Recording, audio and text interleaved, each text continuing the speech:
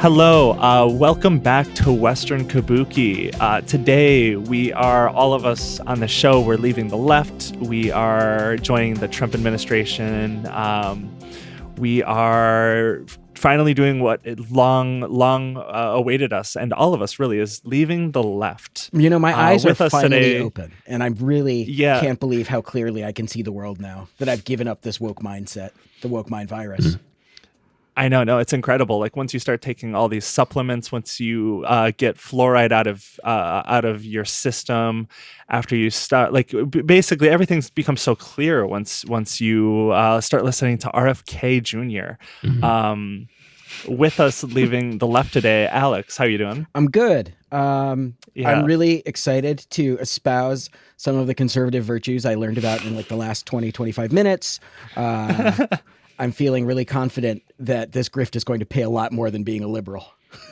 Oh, absolutely. And like all you have to do is start with there's two pathways, which we'll get into. It's either you become pro-Israel, or you just become transphobic. Those are like the two easiest pathways. And with us today, we have Devon of the Kill James Bond podcast. How you doing? Yo, what's up? Yeah, I'm leaving the left. It's a good time to do it. You know, he's handing out the pardons. I got some shit I need pardoning for. I feel like all of us could probably get cabinet appointments, honestly.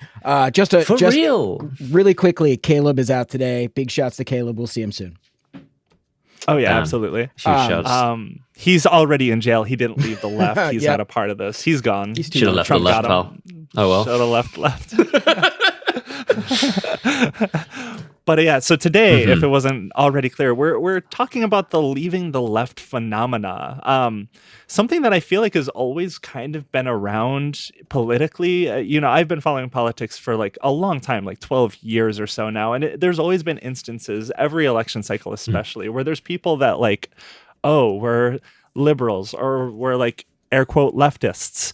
That all of a sudden something happened, something changed. They started talking a little bit differently. There was something in the air, and they slowly but surely decided to leave the left and either become a straight up Republican or this weird independent nonsense mess that a lot of them end up becoming. And I guess, today we're just going to be talking about mostly the phenomena in general, kind of what leads to that, and some of the like biggest cases, especially of this last election cycle in America, of this happening. Because I don't know about you guys, but there was like a lot of people that like so-called left the left this last year. There may well have been a lot, but I've had only one in my heart and my mind throughout this whole year, and that's the peace poet. I can't stop thinking about the peace poet. Yeah, the detransitioner, the Israeli. Maya. Yeah, Maya, the poet of peace. It was detransitioned by Hamas. Yeah, she's been like, I believe she is the proper term now. Has been like my go-to, like as someone who's like done I'm no longer a leftist because of like woke politics or something like that grift. Yeah. Right off the top for me. Incredible that you mentioned that, because I didn't even like include her in this at all, but she's probably one of the funniest cases, and I would love to like start there and kind of like outline, because I think she's one of the funniest cases, because she has like the least reason of all of these people to have left the left. Not that I don't think there's ever necessarily a reason, but like the way she talks about like, because so to give some context, her name's Maya, right? Yes, yeah, this is Maya. So she claims that she was like indoctrinated by the woke mind virus of transitioning, of being transgender, right? That was like her whole thing. But then it like turns out she was never like on any hormones. She like she didn't do like get any surgery. She didn't even go just to like socially a therapist transitioned. Yeah, no, not even socially transitioned, but she still claims to like be this big detransitioning advocate, basically, right? That's like kind of the whole deal. Yeah, absolutely. No, I love her. She's an icon. Poster of the year 2024 for sure. Like iconic. The one that went viral where she was like, the first day that I didn't wear my binder was October 7th because I didn't have enough time to put it on because I was running to like a shelter. And like that's her origin story for this. It's splendid. So she lives in Israel, right? She's an Israeli. I believe so, yeah. I didn't realize that because like I was kind of aware of her for a while before that because that wasn't like her first instance of her talking about like, detransitioning. But when I found out she was like Israeli, and you said earlier, kind of joking, like, "Oh, she left Hamas because of Hamas." That was like a post she made. I don't have it up in front of me right now, but she was basically like, I think it was in that same post you were talking about with the binder. She was like, "Hamas pushed me to this point to detransition the woke." Yeah, exactly. The woke society. I don't understand how you can be pro-Israel and be gay. It's like so homophobic. It's like such a brutally homophobic culture. It doesn't make any sense to me at all. It doesn't really make much sense to me either because I don't think you can even marry. Like you can't do gay marriage. No, gay marriage isn't. They honor it if you get married elsewhere, but like it's not somewhere that you can get a gay marriage. Yeah, nor can you. Oh, sorry. Which I guess feels like that's really puts the lie to the whole like this is the gay capital of the Middle East or whatever like lie that they love to throw out as part of their propaganda. Yeah, it's always like the gay capital of the Middle East. It's the only democracy in the Middle East. All these different things. And if I might be butchering this. I saw this a little bit ago, but you can't even do like interreligious marriage. No, you can't. Like, no, like Jewish people cannot marry Muslims within the state of Israel. So it's just a very oppressive state. Which that one I didn't know up until very recently. The interreligious one, which is wild. Yeah, no, if you keep you dig into it, it'll keep surprising you every time. The state of Israel. Anyway, sorry to start our chat off at the shallow end of the pool by talking about the state of Israel immediately. Well, honestly, that's like a strange tie-in. Maybe not strange, but it's kind of a tie-in between this whole subject of leaving the left, especially in like the last year or two, where we saw, and maybe I'm giving too much credence to like more people leaving the left. Maybe it's just because a lot of the people that left the left, air quotes, were these like more media figures, more so than actual people. Yeah. Like this is post-election, so people like didn't vote. Really. So I guess you could maybe say that's leaving the left. I just don't think people turned out because Kamala Harris was vaguely, pretty awful. Yeah. But also like Israel, like the way that I don't know what it is about like the way that Israel handled, or not even Israel handled it, but just the October 7th instance destroyed so many people's brains. And I feel like there's a common thread among a lot of different people leaving the left where there's like this inciting incident that just destroys people's brains. And for a little bit, for like Maya, which is the most amazing thing about Maya, she like synthesized two of these, which is October 7th and like the detransitioning thing. Exactly. Right? I mean, the other pathway that people have is being canceled, of course. Is that yes, like Matt Taibbi is a good example. He started getting criticism for a book he wrote in his 20s, and he did an apology tour, and then kind of took back the apology tour and just became he became the Matt Taibbi we know and love today. The guy. I forget what was the book that he apologized for. Was it the one that he wrote about Russia? So he used to work for like a magazine that was like a bunch of American expats in Russia, and there was this sort of they sort of imagined themselves as like the descendants of Hunter Thompson, and they were like iconoclastic, and so they would be very coarse about prostitution and underage women and blah, blah, blah. And so I don't know the cultural context well enough to know whether they were joking or being serious. Because they had these scenarios in the book where they were like, yeah, and then this underage woman came into our office and gave all of us blowjobs. And they say they were being like iconoclastic satirists. And I think their critics say that's not funny. Yeah. And also, why would you brag about it? Yeah. So that stuff kind of an insane thing to do. Like literally like bragging like you wrote on the Lolita Express. It's like, why would you brag about that? What? And so that those those resurfaced. He apologized and then kind of I feel like he wrote a second thing after his original apology, which was like, this is bullshit. People are taking me totally out of context. And then before we knew it, he was like really pro-Trump. He was all over Elon, who eventually stabbed him in the back. Which was an amazing moment. Yeah, that was an really incredible sight to behold. Yeah. And he's still, doing his fucking talk show every day on Twitter Live or X Live or whatever it's called. So I don't know. He's a dude because he was like with the Rolling Stones for a while, where he had I forget what it was called now, but it was a show I actually listened to for a little bit. The show he did with Katie Halper, if I remember correctly. Mm-hmm. Yeah, I don't remember what it was called, but he used to work at Rolling Stone, and he used to be very lefty. I remember he was reporting. He was reporting from. He just took a boat and rowed into the middle of New Orleans during right after Katrina, and I was just like, "Damn, this guy's impressive." And no, he was like a pretty good reporter for a while, and here we are, now. So. And that was like kind of in an era too, where another person that kind of had a very similar arc to him, which was Glenn Greenwald, which I love. Glenn Greenwald's like kind of insane crash out that he's had over the last couple of years, just in general, where he had like a very generally good critique of how the media handled like the Russiagate stuff in the first Trump term. But then he just like let that destroy his brain. And I don't exactly know how it happened, but it just continued to push him to the right, interestingly.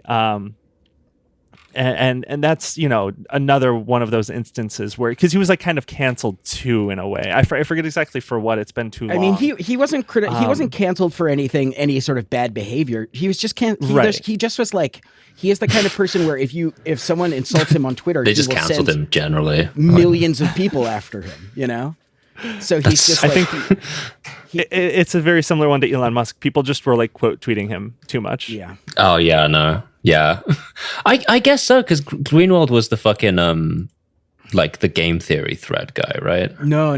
Game theory. I know who you're talking about. God, I wish I could remember that game theory guy's name. God damn it! Hang on. There was a guy who posted this incredibly stupid long post about how the Mueller report was going to take everybody down. Eric Garland. Of course, Eric Garland. Sorry, you can get rid of that if.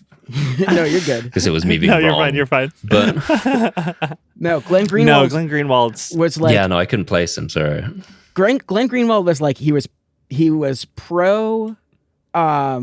He was pro Iraq War, and then he came out very strongly against it, and sort of veered so far to the left that Edward Snowden leaked all of his information to Glenn Greenwald. That's how it was made public. So he suddenly became this like cause celeb in like 2012 as this like very lefty person who was publishing things that the government did not want to get out about surveillance of American people.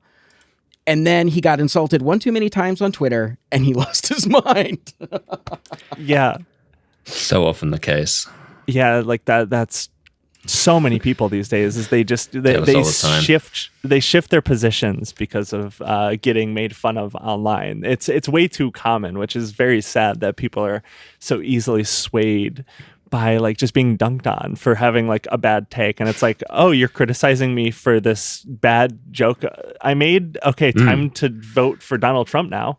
More than anything, it's just embarrassing. It's just weak. Imagine like shifting your like politics because you've gotten quote tweet dunked a few too many times. Like, yeah, just I guess that's what happened to Graham Linehan on a long enough timeline. Is that he just like one bad joke and like refused to say sorry for it, and just like over and over and over again, doubling down until he's now like. Whatever it is he's doing now. Yeah, that's the same thing. The thing was that he wrote a sitcom called The IT Crowd. The IT Crowd, was and there was a trans episode where there was like a trans character, and the person being trans was sort of the punchline of the joke. And this was many years after that episode aired. People were like, "Hey, we didn't appreciate that so much." And over a long enough timeline, like you said. He is now just wildly just broke him. Yeah. like he's the most his career. He's lost his family. Like just unbelievable. Yeah, no, he is like the perfect example of letting transphobia literally make your wife leave you and take the kids because of how insane you are. You wake up at 4 a.m. to post insane, like raging screeds against like just random people in your replies, just like egging you on. It's crazy. He's the flip side of the coin. You can post well enough that woman will love you, but you can post badly enough that your wife will leave you. Like that's he just didn't have the deal that we strike when we try to post. So before he did the IT crowd, he did a show called Father Ted, which was like a love it, like a cat. Yeah, it was very funny, but it's like a parody of. It's like they're about a bunch of Catholics priests, and they're all kind of daffy, and there was an attempt to make a Father Ted musical, or not music, maybe stage show. There was an attempt. It was definitely going to be a stage show, and he was initially part of it, and his sort of controversial behavior online made the producers say, hey, we need you to step away from this. We'll still pay you handsomely because you created this. And he was like, no, absolutely not. I'd rather, I'm not going to like compromise my integrity. I'd rather take no money than stop being transphobic. So like, come on, man. Just like chill out, relax a little bit. Like literally touch. You know? Yeah. I mean, I guess you do have to. No, you don't have someone who has strong convictions. But that's the thing, is like he's still like doing the same stuff on Twitter. Like as far as I'm aware, all he does every single day is log on just to yell at random people about how he should be able to be transphobic. He's really into he's done some really sick stuff, like going onto queer like dating apps and dressing up with makeup and being like, I'm a trans woman. I don't know. Yeah, that one is like the most insane one. What point he's trying to prove, but he's not proving it well. He's not doing a good job. None of these people that try to do stuff like that ever do. Like that Josh. I'm assuming you guys have seen that Josh guy recently. I'm obsessed with Josh Saiter. What's your Josh take? This is one of those ones where it's like it's hard to even like make fun of him too much, because I found out that this is all because like he got his heart broken by a trans woman or something like that. Now he's doing I saw this, that video like, too. Everyone's fake but me. But like this most recent one he put up, where he's got this beautiful like burgundy lip, you know, he's got a nice little like slight smile on his face. He's cut it off above his mouth. His lips just slightly parted. I'm like, you're feeling yourself, cunt. I know that you're feeling yourself right now in this photograph. That's one of the things that people point out with that guy. For context, for people who aren't as tuned into Twitter right now, because I know a lot of people are leaving Twitter. Basically, I think he was like a reality show host, or not a host, like a reality show contestant who like lost or something, and then now all he does online is wear dresses and claim to be trans, but he's like obviously not. He's like his whole thing is that he's doing he's doing he like spent a year. He spent like a year or something, like a long time dressing up as a woman and being like, I'm trans, and then was like, I fooled you guys, and is now trying to make it like an I fooled you guys situation, but. Yeah, it's like it's the only time he ever smiles is when he's dressed up as a woman. Every photo is a different outfit, man. Like every photo is so many different outfits. His closet is huge. He's got Carrie Bradshaw's walk-in, man. Like this is insane. No, so many different trans people have pointed out like this guy has way more like dresses and like outfits than I do, and I've been transitioning for like a decade, and it's crazy. No, you're right. He's always smiling in all these photos. You compare it to photos where he's like in guy mode and he's not smiling. He's got like a straight face, clearly miserable. But yeah, no, he's an interesting case. He's not someone I've like interacted with or posted about, because he apparently was dating someone, became heartbroken, and it's also one of those things where it's like, do we need to pay this like kind of psycho man a lot of attention? It's fun, it's funny, but what do we gain other than just like kind of laughing at a crazy dude that's like losing his mind? Yeah, but he's out there. But man. He's out in those virtual streets, really trying to get that attention. No, he's incredible. He's amazing. Love him. I hope one day he transitions. He'll kill it. He's like already ready. Yeah. He's got everything he needs. It's got some good fits. I'm not gonna look. Yes, some of them aren't bad. They're some not of them are bad. I don't know. Yeah. He clearly has a sense of style. Absolutely. But, yeah.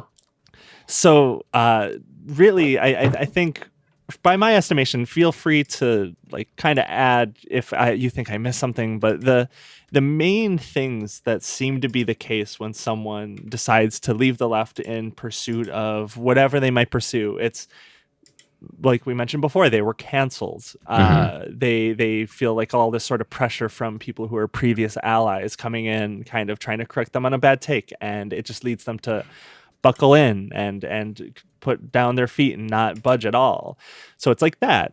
Or another thing that seems to be the case is people like want to like become more of a notable figure for money and access to different spaces. Like someone like this, I would say, is like someone like the Red Scare people. They seem to be people that like maybe they never really had like the best politics, but it's very clear, like especially in the last couple of months, especially before the election, they were openly like, "Oh, we love you, Donald Trump. Come on our podcast. We want to talk to you. Come on our show. Do this, do that. Please, please, please, please." Just like begging on their hands and knees for this access to this like world of new audience, new eyes. And it's partially because of I that's one of the things where it's like they don't really have strong convictions. They just want more fame and more attention and access and money is like another one. And then there's like issues based stuff, like I laid out before, becoming like strangely obsessively transphobic, where people will think about trans people more than trans people think about trans people, or issues like Israel, where things just get really polarized, where it just destroys their brain, where they can't understand that like killing children is maybe bad, and people post takes like that, and they'll be like, no, we should be able to kill every child we want. So it's like those, at least by my estimation, it's like those three main categories of being canceled, like issue based like events, like big events that happen, or just like pursuit of power. I don't know, how do you guys feel about that? That sounds about anything? Right. Yeah. Who are some that you're thinking of besides the ones we've already spoken about? So in the case of like someone who wants like in pursuit of like more power, like more notoriety and like attention, and I guess this is a little bit of an issues one too.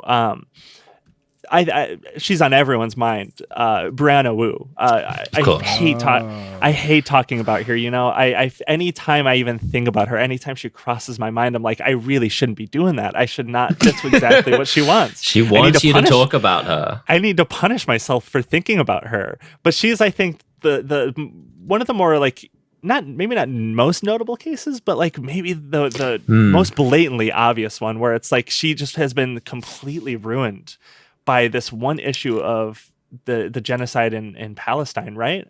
Yeah. But it's totally unclear to me, like I've never seen her put together like an argument coherent enough to like understand if she even really has an argument beyond just like.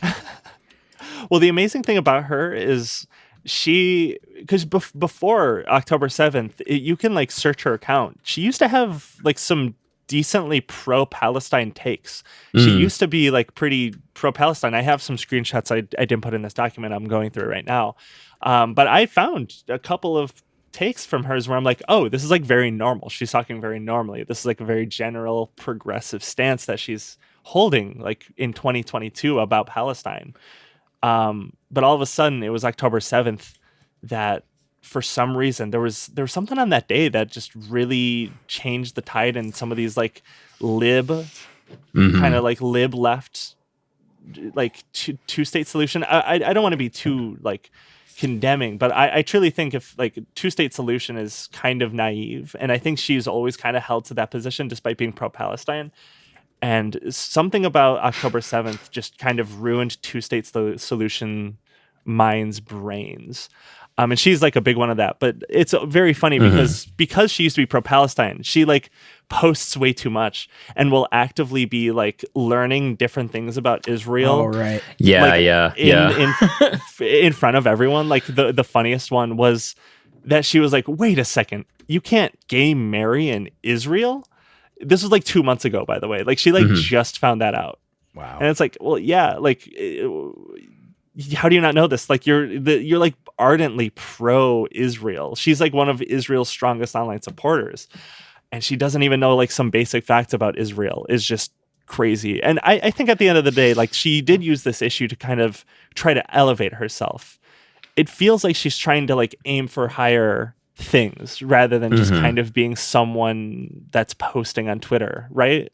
Yeah. Like there's like a desperation there that I feel. I think with the pro-Israel thing, like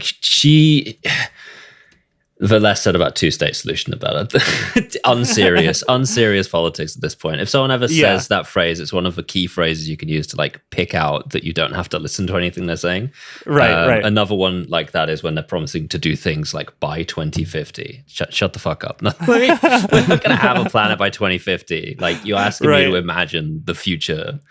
But this, I think with the pro-Israel stuff, you've got two broad swaths of this, which is that people that are like genuine, true believers, like rabid pro-Israel, died in the wall, always have been. And then you have people who saw October 7th and was like, oh shit, the liberal world order is breaking down, tweeted as if that was the case. And then within like a week, everyone is like, hey, you know that these are like, you know, this is an oppressed population that have been bombed continuously for like the last 75 years, you know, all of these facts and figures start coming out, and these people have to either go, oh shit, I was wrong, sorry, or just be like, fuck it, no, I'm gonna die on this hill. And I really do think Wu is one of that latter category. Absolutely. Like, proven by her learning new things about Israel every couple of days. Like, I don't think she could place it on a map before October 7th, truly. Probably not, yeah. No, yeah, she is like, I don't know if she's just, because I do think it's like she's too far deep where if she admitted she was wrong, it would just be embarrassing. No way back now. Yeah. There's no way back. This is her lane. And she was like invited on, and granted, I don't really know who these people are, but she was like invited on these like centrist right, like Lex Friedman world podcasts, you know, that have this like more notable like audience, like an actual audience, like, and she was like talking with like Richard Hanania, which like I don't know if you guys know that dude is a fucking freak, total freak, and like got outed as like writing a bunch of like extremely racist stuff under a pseudonym. And he was the dude. Looks like a freak.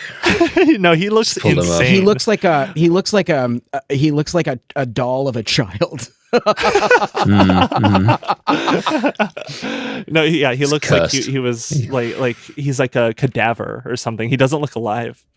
But no, I forget some of the stuff he said, but yeah, truly, like that dude was super racist. And then I forget exactly how he was outed, but he was like, "Yep, that was me." I feel like I'm gonna pivot into. I feel like the Daily Beast wrote an article about it, and I remember DMing the author of the article because Richard Hanania basically was like, "Yeah, I said all that shit. What are you gonna do about it? You can't cancel somebody who is." Who like refuses to feel any shame for their behavior. And I DM'd the guy and I was like, I thought this would have have a bigger effect. And he responded like, yeah, I did too. Cause it just kind of mainstreamed the dude, honestly. Yeah, he's like a pretty significant audience now. It's kind of insane watching how like people will turn being canceled into like a whole career now. I feel like that wasn't really the case 10 years ago. You know who it's like a pretty that notable shift. Was Barry Weiss. Barry Weiss really proved that you could get canceled without actually getting canceled, because she was at the Times and everyone hated her, by my understanding. They were like, this woman's an idiot and we don't like working with her. But they had no power. And so she basically was like, I had to quit because I was getting canceled by my coworkers. And everybody was like, well, no, you didn't you just quit. And now she's like a quadrillion billionaire because she's just fucking doing speaking engagements for all the right wingers, and all she wants is just like a reasonable centrist take. There are all these like glamorous profiles. It's so boring that these people are still like doing that sort of thing. It's like you've been saying, oh, we need a free debate, for like 5 years now. Like, can we move on? Like, what are you actually discussing? Like beyond, like, do you just want to keep discussing the fact that we need to be able to discuss things? That's like very insane. yeah, no, Barry Weiss was the person that like chained herself to the Twitter headquarters. No, that was Laura Loomer. Too. That was Laura Laura Loomer. Loomer. Oh, yeah, crazy. Oh my God, she demanding her account back. God. Imagine if she was just laid a little bit lower and it wasn't obviously like fucking Donald Trump, she would maybe be in the White House very soon. Did you read though that article that was like the reason that she actually stopped being part of the campaign was because someone was like, she's had a lot of plastic surgery, right? And Donald Trump thinks plastic surgery is really disgusting and was like, are you kidding me? She's out of here. Absolutely gone. He didn't know? That really does raise the question. What did he think had happened to her? Was he just like, she's very brave, still showing up to work? She came straight from the swamp. That's just that's how she is, folks. That's a pressure accident, poor thing. Yeah. Scary lady. Yeah, no. Yeah, very strange. Laura Loomer, interesting, fascinating figure. Could do a whole series just on her. Yeah, her journey has been insane. It doesn't seemingly end ever. She just keeps winning re-election now. Brianna Wu, to just put a cap on like Brianna Wu in particular. She she always had an audience. She was kind of like that, like she was in the Gamergate. I think that the interesting thing about her, she was first got her start because of Gamergate, like a decade ago. That was like where she first became like had an audience at all, is because the Gamergate far right like gamer crowd came after her a little bit, and she kind of countered that. So she was always seen as like a vaguely progressive liberal figure, and like she's trans as well. So she was, not that everyone always knew that about her. I think people found out she was trans maybe more like a year or two ago. But she that's where she kind of came on the scene. So she was always viewed in this way. And then, I think she always wanted fame, and because she made like a video game studio, she's always wanted the spotlight that she never really had. And I don't know if she it sucks to say, but I think she kind of has it with this like pro-Israel crowd that she's accumulated. Yeah, probably. I mean, like she ran for Congress in 2018. Like this is someone who's always been trying to find ways to put herself in the public eye. And I think she's got it with the Israel stuff. It might not be. It's short-lived because they're all going to The Hague and like within the next fucking 2 years. But like, God, I can good dream. for her. Get that money, Queen. Yeah. It's not being a politician, which I think Spend at the end of the day she wanted more. She wanted to really be a politician. She wanted that sweet hall of power. But when I feel like someone like her, she'll settle for anything really, any sort of boost in public notoriety. And so another type of person that we've seen, a very like high profile case, and another person who's like skyrocketed into the spotlight is Candace Owens. She is like a classic example. Someone I didn't even really realize was like, I didn't realize too much about her origin story until I think, Alex, when we were kind of talking about this episode, you brought up that she was like a liberal activist in college for a little bit. Yeah, she went to college, and she had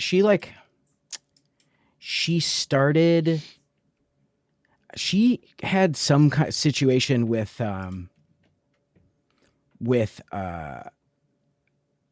where she sued her school district when she was a kid. And I think it was over racism. Hold on a second. Owens received the 17-year-old senior at Stamford High School, that's Stamford, Connecticut. Owens received 3 racist death threat voicemails totaling 2 minutes from a group of white male classmates, including the son of then mayor and future Democratic governor Daniel Malloy. Joshua Starr, the city superintendent of schools, listened to the voicemail messages and said they were horrendous. Owens' family sued the Stamford Board of Education, alleging that the city didn't protect her rights, resulting in a $37,000 settlement.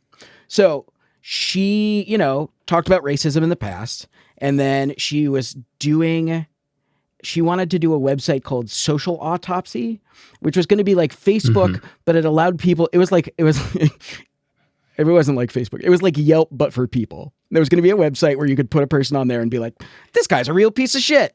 And that's like ultimate cancel culture. That's like, that like anti woke people fear stuff like that. That's crazy. I mean, her whole thing at the time was like, it's going to be like an anti-bullying website. So we're going to put bullies up on there. But then everybody was like, how are you going to determine whether the people doing this are telling the truth or not? And ironically, I think the person who wrote the most thorough, so it was a very strange thing to watch in real time, because this was ages ago, 2016. Very long time ago. And I remember watching it happen, and she basically was like, all the people I thought I trusted are criticizing me, and I can't trust them. And this was right in the middle of Gamergate, and there were all these people who were like on the liberal left side of things who are like, this actually has potential to be abused really badly. And then the Gamergate people were just like frothing at the mouth for a thing where you could just post unverified information about people. So they were friendly to her, and that was her conversion moment. And that's always how these people do that, is they try to like love bomb. And in a way, I hate using that word love bomb, but that is really what a lot of these like right wingers will do, where they'll like lure people in, be like, hey, we see you're getting criticized. We won't do that. We will never hold anyone accountable for anything over here.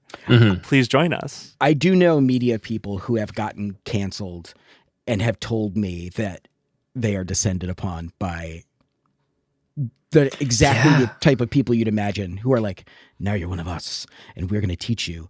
We're going to radicalize you as a person who hates. Welcome to the resistance. Yeah, seriously. Exactly. You can watch that happening in real time and like people, I feel like we could argue if Anna Kasparian has truly like left the left and like Cenk Uygur have left the left. But like anytime they have like a take that's like maybe not the best, especially in regards to like homelessness or like transphobia, there's thousands of right wingers in the replies being like, oh, she's so one step closer. She's one step closer to joining us. They like actively do this in the open a lot of the time. The thing that I was going to say about Candace Owen is the person who like did the best chronicling of these was a pre-left the left Jesse Singal. He wrote an article for New York Magazine, or for Vulture maybe, and it was like, it was very thorough and very good, and he like got a bunch of people. I mean, New York Magazine wouldn't have that dude in their paper no matter what these days. It's only the New York Times now who will have him. But no, I think I didn't realize that connection to, like with Jesse Singal to Candace Owens, because like the Jesse Singal I really know is the one that was like that is the one in the current state where he was like, did I break an OSHA violation, or what was that, the HIPAA? Did I just break HIPAA violation from talking about hospital like records? Where he's like just kind of insane now. But there was a time where he was like also kind of like left leaning more so. Yeah.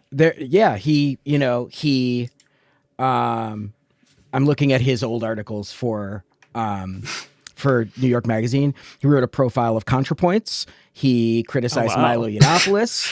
Crossover.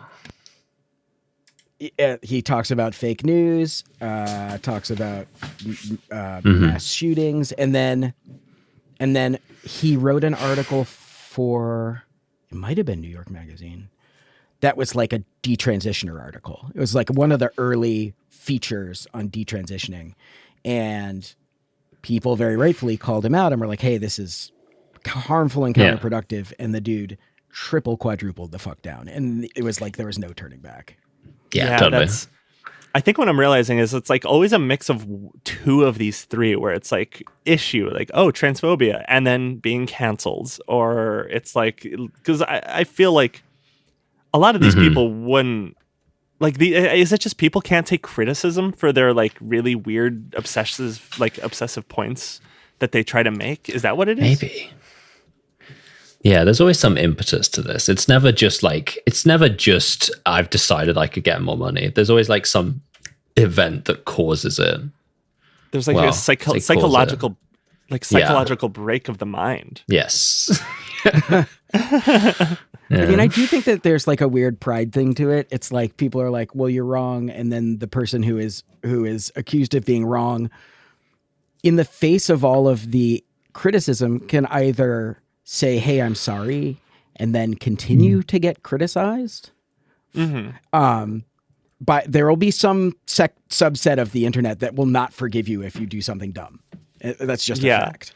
Yeah. And which I guess, I don't know. Do you guys think that's like fair? Like, do you think do you think the left should be like less like that? I don't know. Like in cases like transphobia, if someone's like being insanely evil, like probably not. We should probably hold the line on stuff like that and like stuff like Israel. But like, I don't know. There are instances of people where they, maybe say something wrong once. Oh my God. Do you think people go too hard and don't forgive? I don't know. I think maybe sometimes. Juniper is now an anti-cancel culture warrior. I'm not anti-cancel I can't accept culture. that even slightly. Can you imagine? Like, look at the way people have responded to Peter Dow.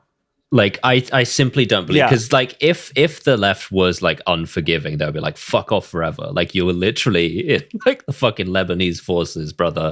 I know you are like first name basis with some of the guys that did Sabra and Shantilla, but like he's also had his brain snapped by October 7th in the opposite direction. And he's woke now, and like the left has basically completely accepted him back in. Like, it's not that like you can't be forgiven, but it's that being forgiven requires you to actually be sorry. And I don't think any of the people that end up doing the like I left the left thing are actually sorry about it. No, I think that's true to an extent, because there's something that like, and it's hard to quantify, but I feel like whenever people start to leave the left, I can usually like notice when they're about to do that, because they start talking differently. They literally talk like Sephiroth or something like that. They become evil, like there's the way that there's something under them that's they start talking in magnanimous like screeds, and like they're like a super villain now, and it's like, what is going on here? But no, I think you are right. I think the left people play up the cancel culture of the left, like who hasn't maybe said something slightly wrong and then been like, oh, sorry, my bad, and people are like, all right, you're cool. Like everyone's like pretty chill most of the time, but it's just these instances where they just dig in their heels a lot and just dig themselves even deeper. Yeah, totally. But no, that is like a very interesting thing, is when these like people that become anti-woke all of a sudden they're like, oh, but now we can cancel. And it's like, okay, you have no principles. I thought you were like anti-cancel culture, but now they basically just wanted a weaponizing force to do it themselves, is a lot of the case. Well, it's like, what do we mean by cancellation here? What cancellation for as a left-wing thing is just sort of generally being like, we thought this guy was cool, but he's not anymore. And he's sort of entered into the public memory as guy who isn't cool anymore. Whereas what the conservatives think of when they want cancel culture is like, we want to be able to just like point at someone and be like, no more of seeing this guy. Just get that guy out of my sight. Get rid of, like, fire him. Take away his healthcare. Get him out of here. Whack his pee-pee. I don't want to see him again. And like that's just simply not how like cancellation works. It's just that like it's just a bunch of people being like, hey, we thought you were cool, and it turns out you aren't really. Yeah, like, so you can't out hang you out have whack anymore. Opinions. Cancellation is I don't fuck. It's yeah. like I don't fuck with you. It's not like exactly. It's like fuck off, man. You know. And people make like industries out of it too. And I feel like people try to tie together, and maybe they successfully did, because we don't really talk about it anymore. But like the Me Too movement being like cancellation rather than you know, credible allegations that got people fired rightfully. And I think that they try to muddy those waters a little bit too, of course, but that's like a whole other can of worms, maybe. Yeah, that's definitely not cancellation. Yeah, no, but I got Me Too'd. Yeah, and I think they try to tie some of those together, like some of the crazier people that are like, oh, like the people that like love Matt Gaetz. Yeah, totally. Got, like, and it's like, oh, he might be a pedophile, but that's my pedophile. You know, it's one of those things. As we're wrapping up, we're getting to the end of this episode here, and I just have like one little world that might have, you know, we were kind of talking about just like more media people, more just online weirdos, people that we kind of like watching, looking at, laughing at. But this is, you know, this is where it kind of gets bleak, the like leaving the left. And maybe you guys have some opinions about if these people were ever on the left, but like nominally they kind of were. And I kind of have three different people here that I'll just kind of categorize, especially because I wrote most of this pre-election. But now that Donald Trump is going to be in office, The what I'm calling them is like the axis of evil, the cringe, the axis of cringe, online cringe, the like Elon Musk, RFK Jr., Tulsi Gabbard, that whole like world of like people who were like publicly Democrats who for one reason or another decided to pitch themselves to Donald Trump and Elon Musk and are now successfully, sadly, I like getting into government positions. Tulsi Gabbard is now in the Department of Intelligence, or I forget the exact name for it, but she's got like a cabinet position. RFK Jr. just announced to be in the health just today, HHS. Cool. And Elon Musk, and I hate this. Like it takes so much of me to not say anything worse, but like I want to kill myself anytime he posts about Department of Government Efficiency. I'm not even going to say what that stands for, the DOGE. I'm not interested in saying the fucking initialization of the Department of Government Efficiency. Oh, he was so happy when fucking Trump let him do his little Doge thing. Oh, you bet he jumped like a cunt and he was like, oh, yay! He's the first buddy? Are you kidding me? Yeah, no, he called himself the first buddy. Like he you know that emoji with the like the nerd glasses and the braces? Right? He was making that face when he said, "I'm the first buddy," and he like pushed up his glasses a little bit. Buddy. I didn't. I actually didn't know. He's getting put in a contraption. I didn't know that this was a thing. I didn't know that the first buddy thing. This was news to me. He's the first. Yeah. He in some interview somewhere he called himself. It was basically an interview about like, Elon Musk just won't leave Mar-a-Lago. He's like getting meals with Trump every day. He won't like leave him alone. I also read in I think Axios maybe or Politico or something that there are insiders who are like, we're done with this guy. Like, we don't want him around. You know he's not making it. Like, because he is a gold fucking like medal fool, and we know Trump doesn't suffer fools gladly. We've seen 4 years of this. Like Scaramucci, was in a couple of weeks maximum. Also, I simply don't think Musk is like getting to inauguration. I really don't. And Trump and Elon are like very similar personality wise. They're both very egotistical, so they're catty. Like at odds. Yeah, and super vindictive to people who they feel have wronged them. So exactly. That's not a personality combination that can last for too long. No, they're natural enemies. They shouldn't have even gotten along together this long. Well, I think. It's kind of stunning. Wealth is very attractive to Donald Trump, so it makes total sense to me that they've managed to hold it together this long. He did basically fund his entire campaign. So I guess maybe maybe he'll keep him around for a little bit longer because he's literally drip feeding him money straight into his like gullet. But yeah, so I bring these people up because they're, they were like, you can't really say they were canceled, not in the way that we kind of traditionally imagine. They had like some fringe positions that like, okay, maybe they were canceled by like the democratic world of access of media, whatever, what have you. But I think more importantly with these people, more than any convictions they had, I think they just want power. I think people will do anything for access to power. That's why RFK Jr., someone who is like a lifelong Democrat, ran as a Democrat before becoming an independent, had, he always had some like kooky opinions, which is why Democrats didn't really take to him very well because he's like anti-vax. He has like these kind of weird takes about a lot of health-based stuff and social issues. But I think, these people are willing to drop all of their previous convictions, especially Elon Musk. You get yelled at enough. You want access to power enough. You will do anything. You will drop any position because the position doesn't really matter to you. It's the power. It's the power grab. It's the being in the zone. It's being in the White House. It's being at the table, I think like Tulsi Gabbard, RFK, and Elon Musk are like, the cringe, the axis of cringe, but just because they post stupid, they're insanely annoying.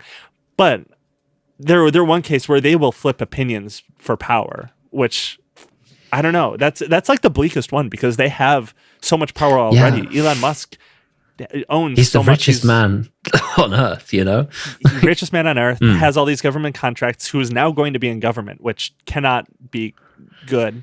runs one of the biggest social medias. Like he is just accumulating power and getting more and more. And I wish what I had to say about this wasn't so bleak. Like I said, I originally included these 3 pre-election because I've had this episode kind of planned, being like, oh wow, look at these people, look at these fools that might not actually end up anywhere, but they got there.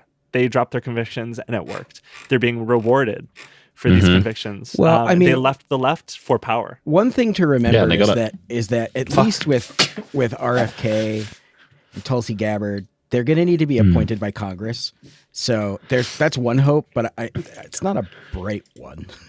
It's not a massive, not a great hope. It's just a hope, you know.